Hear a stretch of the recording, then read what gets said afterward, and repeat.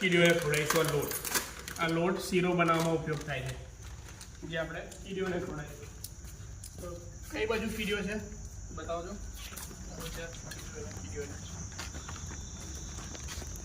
એ રહી કીડીઓ, આ બધી કીડીઓ છે. તેમને થોડું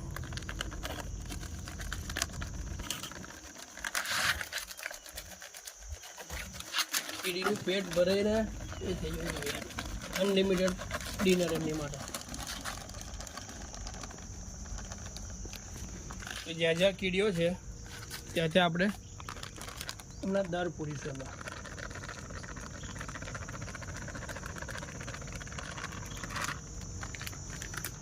તો આપણે જ્યાં જ્યાં કીડીઓના દર છે ત્યાં ત્યાં એને નાખીને એમને આજે અનલિમિટેડ ડિનર કરાવીશું. આજે એને બીજી જગ્યાએ જઈશું આપણે કીડીઓ માટે.